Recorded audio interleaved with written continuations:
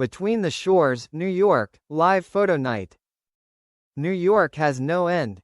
March. The snow melts late. The puddles of Soho reflect faded memories like neon lights no one can retrieve. New York, a city that never lets anyone stand still for more than 5 minutes, is starting a new art season. While the upper class, downtown is buzzing about a small opening at a gallery tucked away in a brick alley, Cromwell Sons. There is no digital signage, just a brass C and a frosted glass window. The exhibition is called Between the Shores.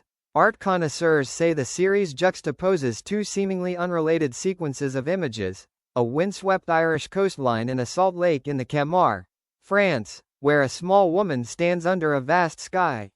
Some say it is an epic poem about distance. Someone said it was an unsent letter. Someone whispered, "Do you know who's in this photo?" and smiled, as if they'd just touched on a common secret of the times. The gallery had set a 7:30 p.m. opening time, but by 6:45, a few people were lining up, coats pulled up, tickets held in recycled paper. No paparazzi, no red carpet. The whole evening promised to be about art. The curator and the story juxtaposed. Nora Cromwell, the curator, with prematurely graying hair and a quiet smile in her blue eyes, gave one last tour of the rooms. She liked the way the amber light washed away the glamour, leaving the surfaces of the paintings transparent and airy. The series was presented in 3 parts. North Wind, the cliffs of County Down, a sea of silver paper, the silhouette of a man standing in a woolen coat, hands in his pockets, looking straight at the horizon. No face, only his back.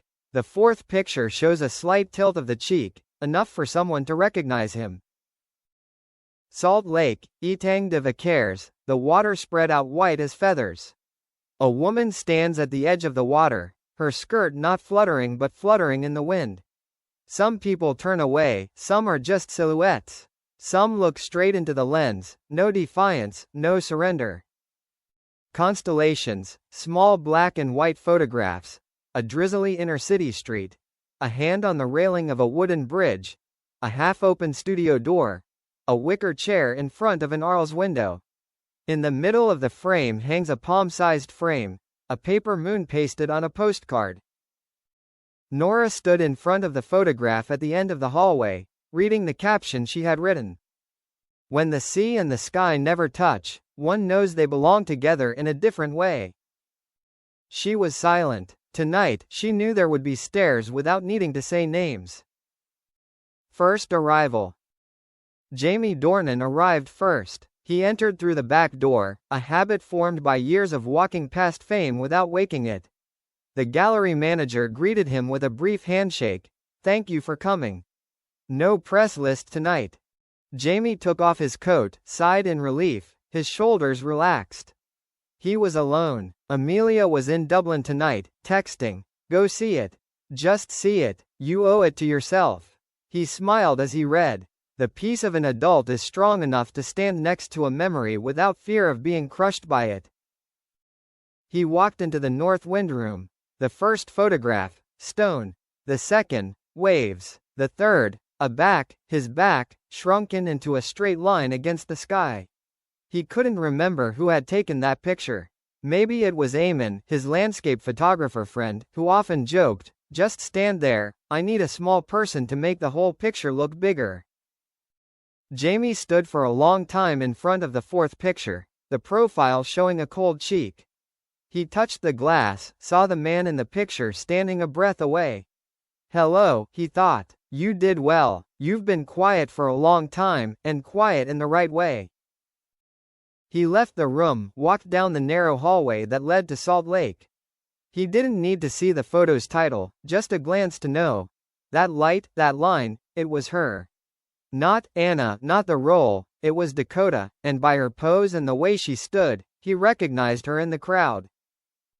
6th photo in the series. Dakota stared straight ahead. No makeup, no fancy dress.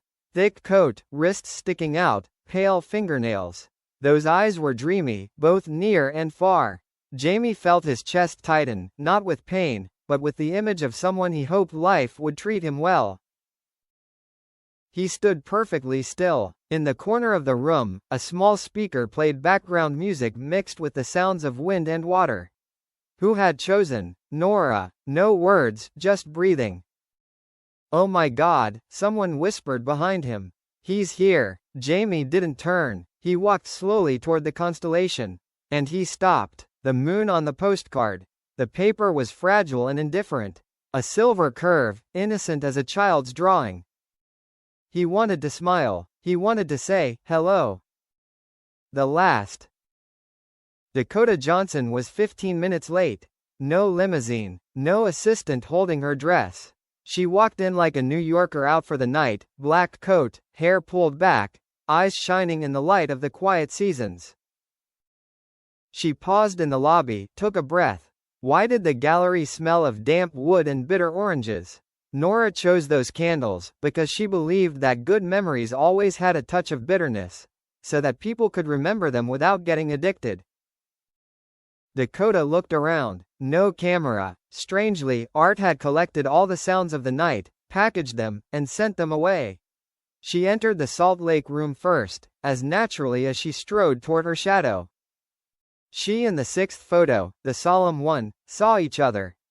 Hello, she said to herself in the photo. I did it. She turned to the constellation's photo and paused. The moon. The postcard had no address. Her throat was dry, because in that moment, she knew, he was here. Not because of the whispers, because of the silence that filled the space. Places where people had stood for a long time in front of the frame, the air still had traces. Dakota turned, and saw Nora. The two women hugged like old friends. Nora said softly, thank you for coming. No need to greet anyone by name tonight. Dakota nodded, smiling. Good. I want to be here as an audience. Nora looked deep into her eyes, but you know, he came. Dakota pursed her lips, nodded. I know.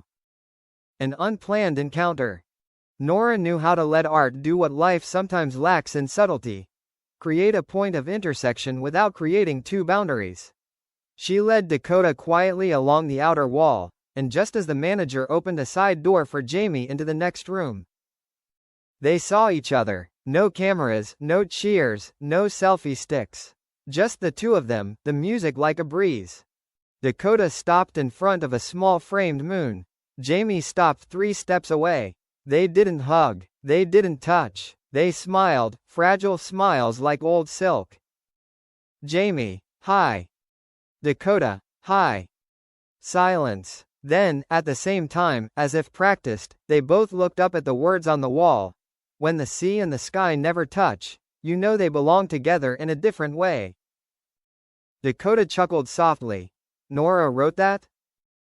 Jamie, yeah, she's good at juxtapositions.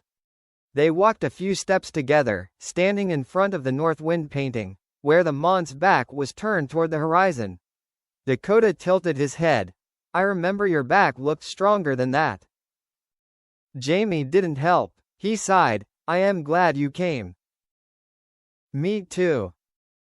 They were both silent again, but not embarrassed. The silence of those who know how to talk will ruin the structure of what is beautiful. Dakota smiled. Is it really windy in Ireland? Jamie, very windy, but the house is warm now. She nodded.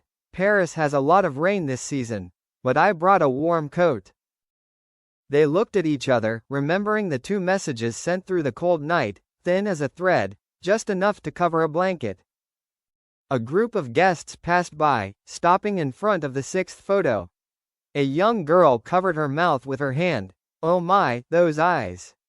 Then they continued walking, not recognizing the 2 characters of the era who had just stood a few steps away from her. Dakota asked, the name of the song, do you still have it? Jamie, yes, Between the Shores. Don't say it yet. I know. Music needs silence to grow. Yes. Nora stood at a distance, watching them like a mother seeing her child off at the pier. She thought, civilization is not against emotions. Civilization is knowing how to stand at the right distance so that emotions do not collide. A small room in the back. Nora invited them into her office, wooden door, soft lighting, just 2 armchairs and a low table. She said, "You two can sit here. I'll leave you alone." Then she left.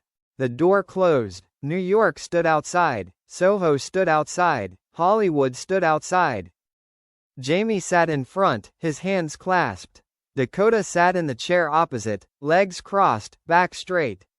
There are meetings where a hug breaks everything. There are meetings where no hug breaks everything. This is the second kind. Jamie, I wrote you a letter. Dakota, I wrote a postcard too. They laughed. It was the same cosmic joke. Jamie, I burned it. Dakota, I put it in a box. Different. No. Same idea. Enough. Yes, enough. They told each other stories that weren't in the papers. Jamie about her youngest daughter's dance class and the failed cake. Dakota about the French neighbor who taught her how to grow lavender in small pots.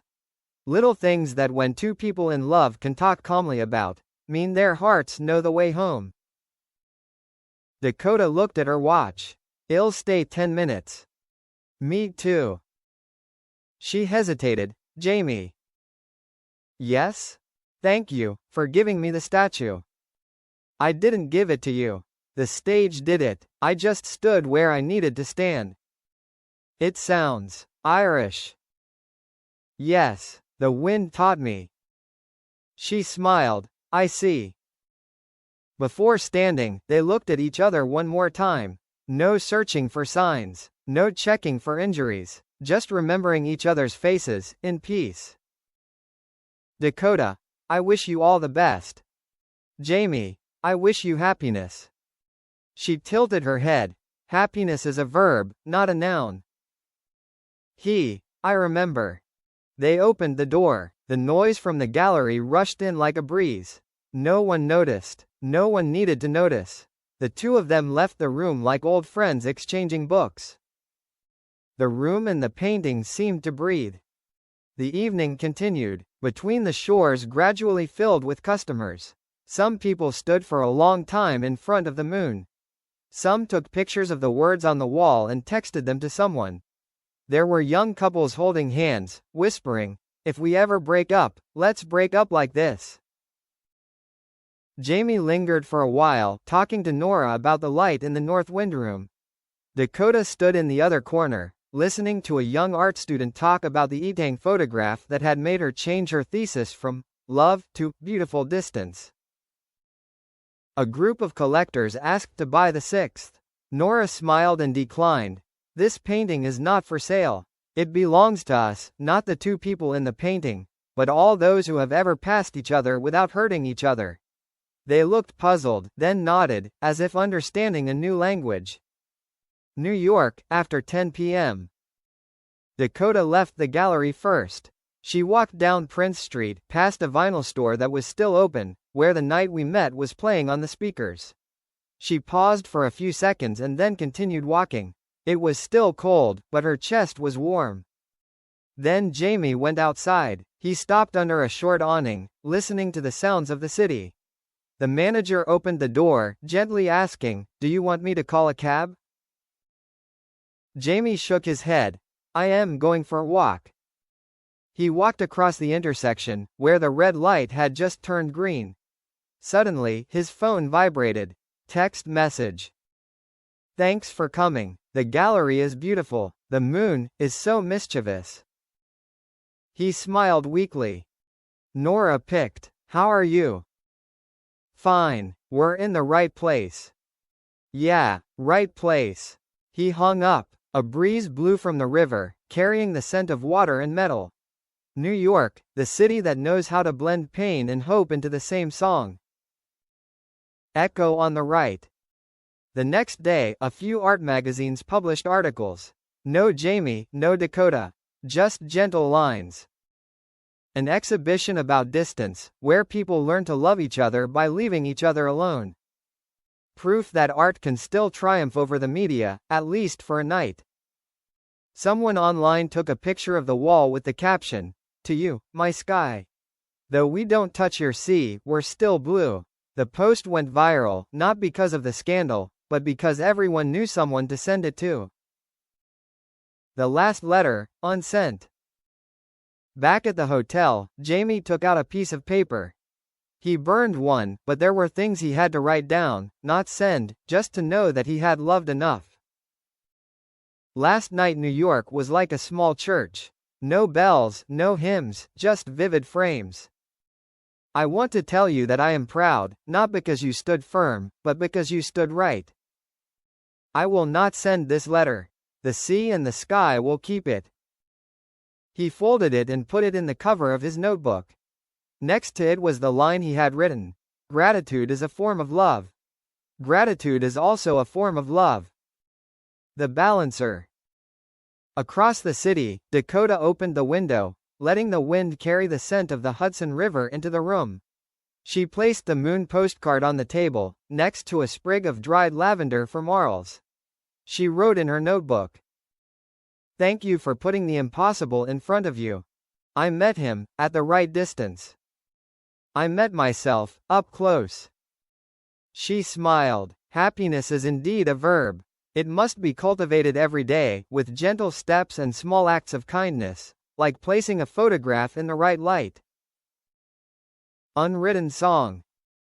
2 weeks later, at a live independent radio show in Brooklyn, an unfamiliar male voice played an acoustic guitar. The host asked for the name of the song. He hesitated. It doesn't have a name. It's just a rhythm between two shores. The room applauded. Some recognized the voice and the way it sang. No one shouted. They just sat and listened. The song had no chorus. Finally, there was a long silence. The host thought he had forgotten the words. But he hadn't. He smiled. That's the best part. The invitation went unanswered. Nora emailed, "The exhibition is in Paris this summer. I don't have a guest list. But if anyone wants to visit, the door is always open." She attached a small image, a moon in a frame. Beneath it was a quote, "The universe doesn't need us to name it, it just flows." Another New York night. Buildings nestled against the river. In the sky, the moon was as thin as a fingernail. Somewhere, a delivery truck played an impromptu tune, joining the city's resounding chorus. Jamie stood by the window, thinking of the evening in the gallery, of the photo at County Down, and he realized he had his back to the storm just right. Dakota set her herbal tea down on the table, thinking of the banks of the Camargue, where she had learned to make friends with the horizon. They stopped texting, no longer needed. Because distance, when placed properly, is a transparent bridge. Outsiders think it is nothingness. Insiders know it is solid as steel. And art, on that New York night, did what it always does when people are lost: connect with the light.